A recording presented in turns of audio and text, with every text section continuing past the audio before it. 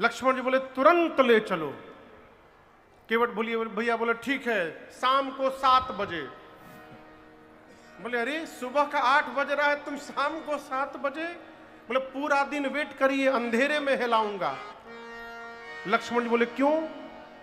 केवट जी बोले सुबह सुबह मेरी अभी बोहनी नहीं हुई है आज, और यदि आपको ले जाकर पैदल पार करा दिया और ये बात यदि मार्केट में लीक हो गई कि वहां कमर भर पानी है, तो आप बताइए कौन मेरी नाव पर बैठने आएगा? हमारे सारे पैसेंजर पैदल पार होने लगेंगे। अपने हाथों रोजी रोटी पर प्रहार कर लें, दिन भर वेट करिए, रात को ले जाएंगे। लक्ष्मण जी बोले लेट हो रहा है।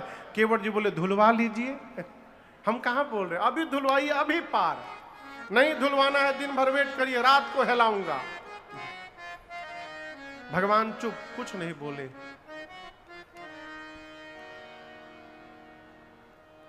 केवट भैया बोले प्रभु मैं सत्य बता रहा हूं, एही प्रतिपालूं सब परिवार। इसी नाव को चलाकर मैं परिवार का पोषण करता हूं। नाव चली गई प्रभु, हम दूसर कोई काम धंधा भी नहीं जानते हैं। नहीं जानते हो मालिका। केवट जी बोले प्रभु हम कुछ नहीं जानते हैं, कुछ नहीं जानते प्रभु। भगवान फिर भी कुछ नहीं बोले। अब दर्शन करिए, केवट जी तनिक अब रूठने का नाटक करते हैं। कहते मैं तब से कही रहा हूं पांव धुलवा लीजिए, धुलवा लीजिए, आपको समझ में बात नहीं आ रही है। अब मैं कह रहा हूं कि मैं आपका पांव नहीं धोऊंगा, मैं नहीं धोऊंगा पांव। अब हो गया, बहुत हो गया। मैं जान गया आपको जाना ही नहीं, अब टाइम पास करने आए हैं यहां पर। जिसको जाना होगा इस तरह खड़ा रहेगा, मौन रहेगा। अरे हाँ नू हूं कुछ तो बोलेगा। आप चुप्पी साध लिए। आप क्या समझते हैं मैं पांव धोऊंगा तो तभी हमको अच्छा लगेगा? आप पांव नहीं धुलवाइएगा तो मेरा और आनंद बढ़ेगा। लक्ष्मण जी बोले वो कैसे? केवट जी बोले पांव नहीं धोऊंगा तो नाव पर नहीं चढ़ाऊंगा। हम नहीं नाव पर चढ़ाओगे तो देखते कौन नाव पर चढ़ा लेगा। यहां पर नाविक एसोसिएशन का प्रेसिडेंट हूं, यहां पर यूनियन का, देखता हूं कौन चढ़ा लेता है। मैं रिजेक्ट कर दिया, नाव नहीं लाऊंगा तो कोई नहीं लाएगा।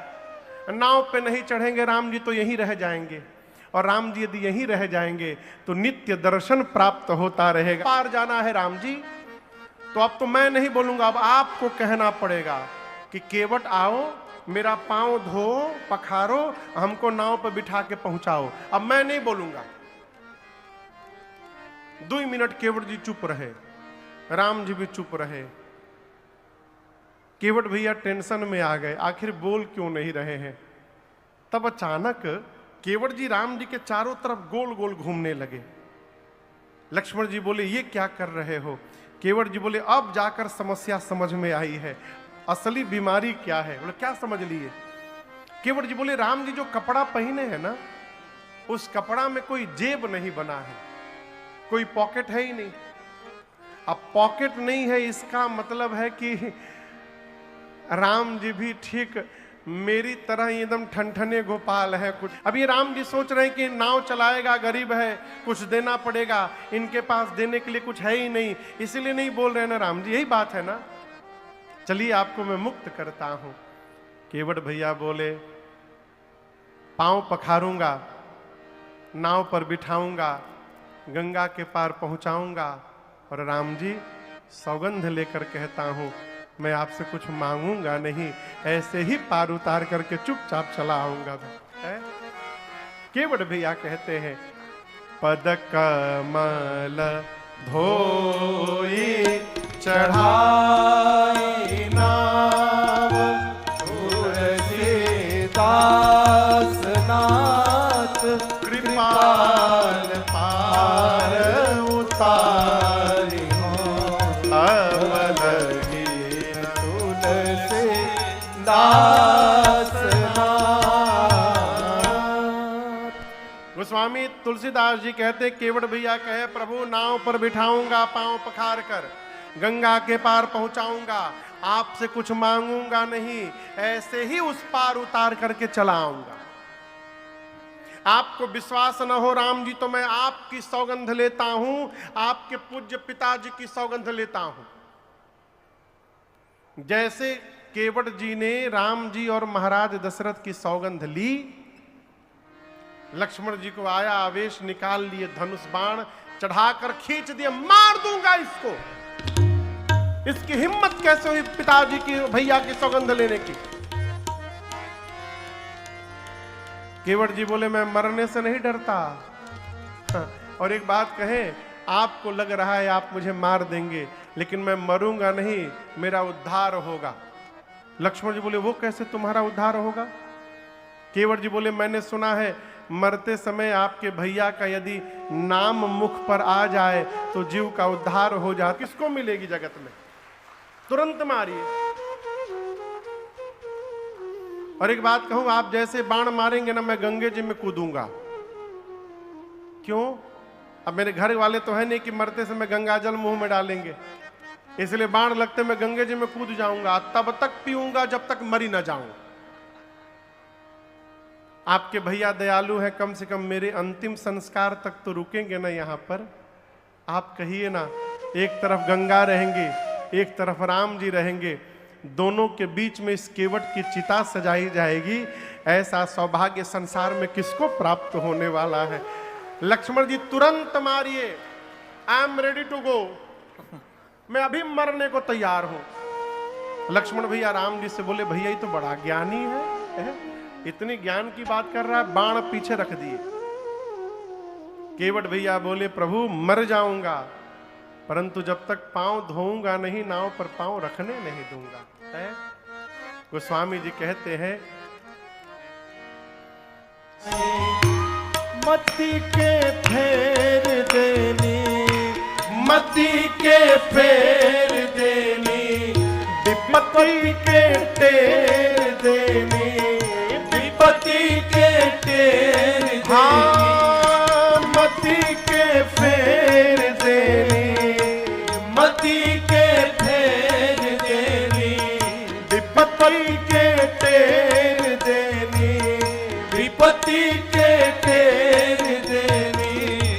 सेवा समान रौआ जगत के दाता है, सेवा समान रौआ जगत के दाता है। करुणा निधान रौआ जगत के दाता है।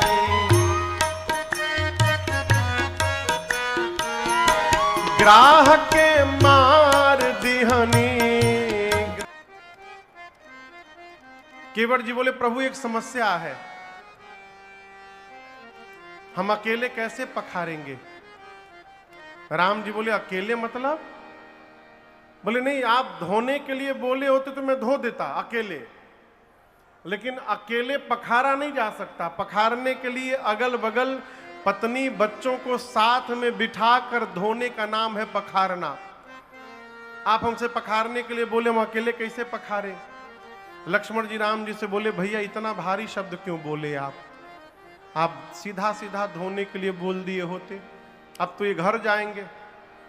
केवट जी बोले प्रभु 5 मिनट में जाऊंगा, अभी आ जाऊंगा। भगवान ने अनुमति दी। केवट भैया अरे प्रभु रुख पाई के दौड़े गांव की ओर, अब बुलाई बालक घर नी हूं। दौड़े केवट भैया गांव की ओर, बांध पर से चिल्लाने लगे, ए मुनवा पुनवा दौड़ो सब। सारे केवट जी के बच्चे, उनकी पत्नी दौड़े, बीच रास्ते में मिले। केवट भैया बोले जाइए, जाकर 2 राजकुमार है, एक सांवले एक गोरे, गोरके के पास भूल कर मत जाना, हर बात पर बाण धनुष लेके खड़ा हो जाता है। सांवले वाले हैं, बोलते नहीं है, उनके पास जाना, प्रणाम करके घेर करके बैठ जाना। केवट भैया का परिवार आया, बंदी के चरण चहु देसी बैठे घेरी। पूरा परिवार केवट जी का भगवान को घेर करके बैठ गया। केवट भैया घर गए, छोटा सा कठौता लिए, बड़ा नहीं लिए। कितना लिए? छोटा।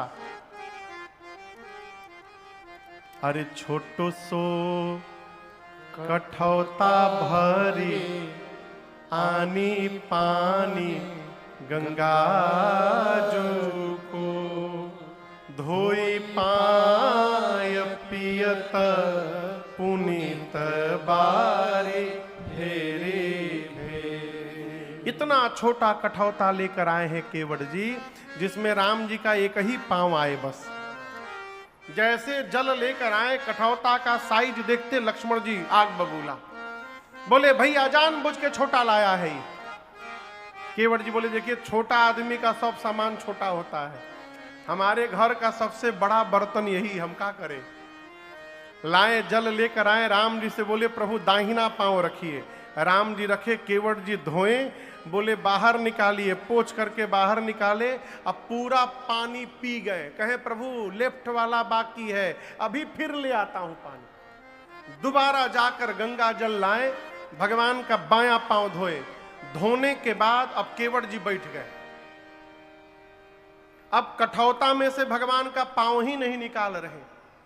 राम जी बोले पांव निकालो। केवट जी बोले प्रभु एक मेरे से गलती हो गई। बोले क्या कर दिए? बोले प्रभु दाहिना पांव धुला था मैं, अब फिर नीचे रख दिए, अब फिर उसमें धूल लग गया। अब राम जी बोले ऐसे तो तुम जितनी बार धोओगे उतनी बार लगेगा। बोले नहीं प्रभु अब नहीं लगेगा, ये बायां पांव को आप मेरे गमछे के ऊपर रख दीजिए और प्रभु दाहिना वाला एक बार और धोना पड़ेगा हमको। लक्ष्मण जी बोले भैया आप ये तो डबल डबल करने लगा। राम जी बोले चलो कोई बात नहीं। बोले जल्दी जाओ। तीसरी बार गए, जल लाए, पांव पखारे, तीनों बार का जल केवट जी स्वयं पी गए। भगवान उनके गमछे पर खड़े हैं। लक्ष्मण जी बोले हो गया ना, तुम जो चाहते थे धो लिए, अब ले चलो। केवट जी बोले हमारा लड़का। बोले का लड़का?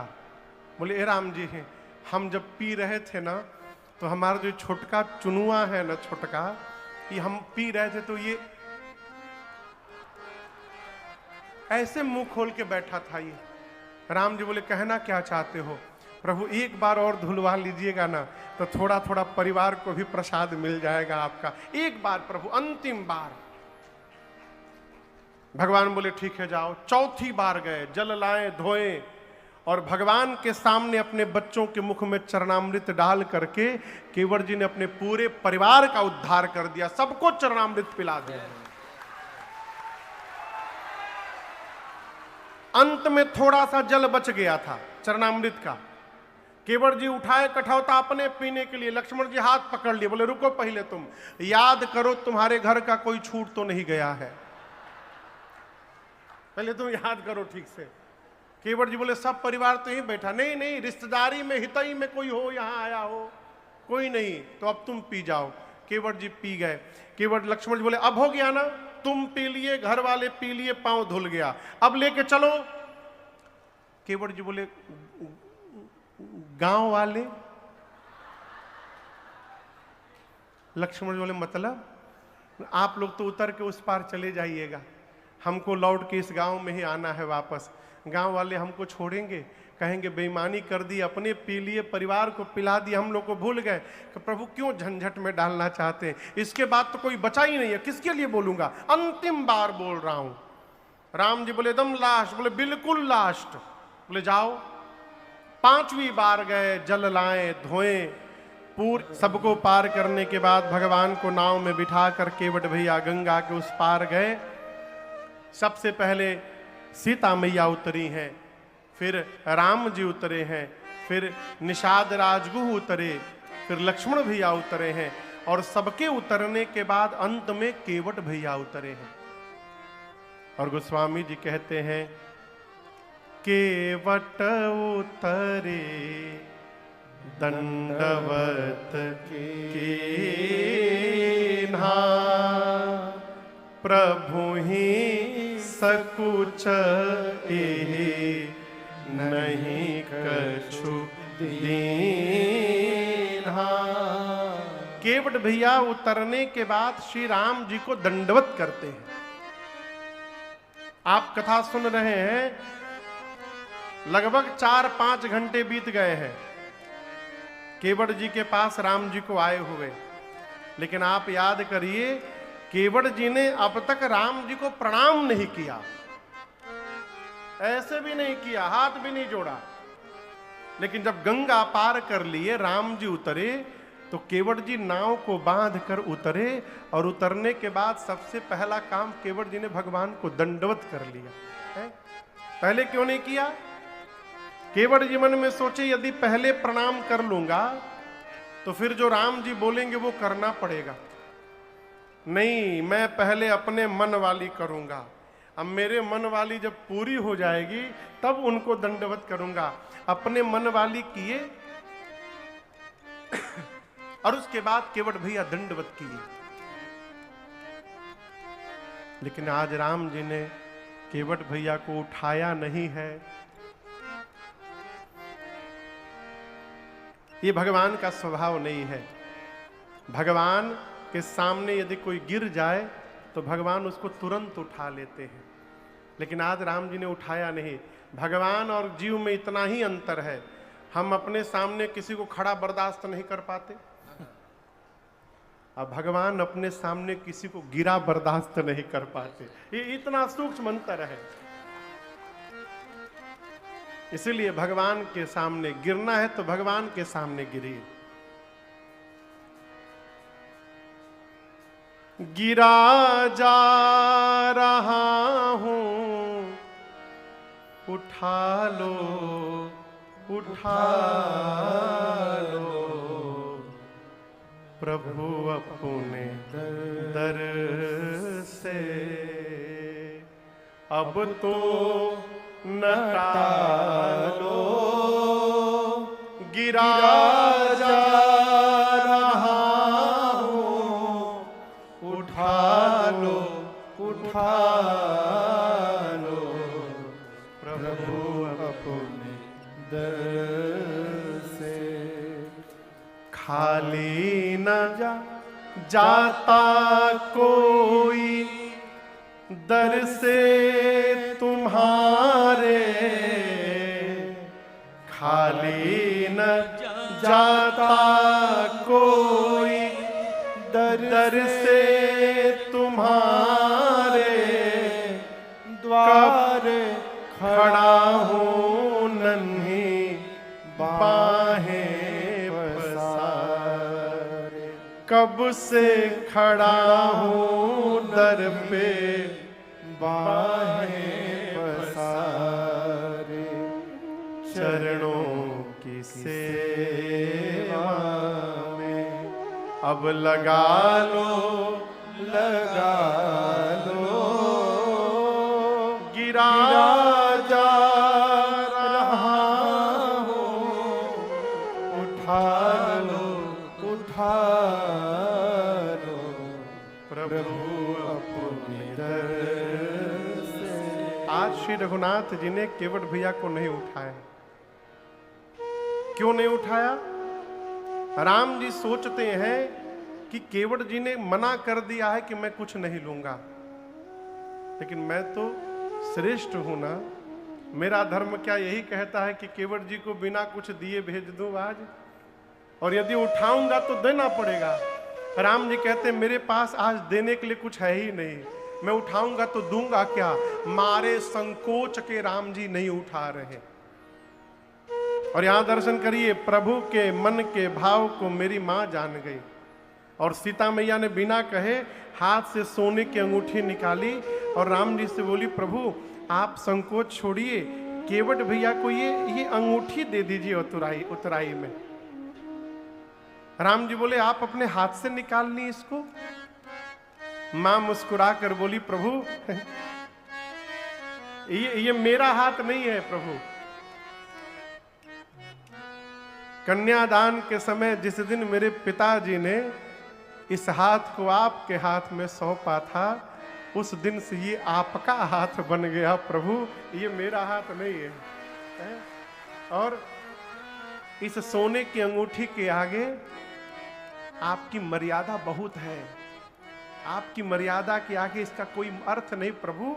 आप संकोच छोड़िए, केवट जी को ये अंगूठी दे दीजिए उतराई में। राम जी ने केवट जी से कहा, कहे कृपाल ले ही उतराई, भगवान ने कहा केवट जी देखिए आपकी माता जी आपको उत्तराई दे रही हैं, स्वीकार कर लीजिए। आपसे कहूं, केवट जी भगवान के चरणों को पकड़ लिए, पांव पकड़ लिए। केवट चरण गहे अकुलाई, व्याकुल होकर पांव पकड़ लिए, रोने लगे। कहे प्रभु मैंने सौगंध लिया है, कुछ नहीं लूंगा, आप बरबस देकर मेरा सौगंध तोड़ना चाहते हैं? आप मुझे उतराई दे रहे राम जी, मुझे क्या नहीं मिला है आज है? मेरी जितनी औकात नहीं है राम जी, आज आपने उससे अधिक मुझे दे दिया है। भगवान बोले क्या दिया? मैंने तो कुछ नहीं दिया। केवट जी बोले आपके इस चरण को देखने के लिए महात्मा जन्म जन्मांतर तपस्या करते हैं, आपने उसी चरण को इस केवट को पखारने का अवसर प्रदान कर दिया। प्रभु अब इससे अधिक और जीवन में क्या चाहिए? कुछ नहीं चाहिए। अब कछुना न चाहिए दीन दयाल अनुग्रह तो। केवट जी कहते प्रभु मुझे कुछ नहीं चाहिए। कौन कह रहा है? कौन केवट जी? वो केवट जी जिनके घर में रात का भोजन नहीं है, जिसके घर में रात का भोजन नहीं है, वो केवट जी भगवान से कह रहे हैं कि प्रभु हमको नहीं चाहिए। और एक हम लोग हैं भरा रहता है, उसके बाद भी भगवान से कहते प्रभु और दो और दो। यही अंतर है हमारे में और केवट जी में। जीवन में यदि सुखी रहना चाहते हैं तो ये न देखिएगा कि हमको क्या क्या नहीं मिला है,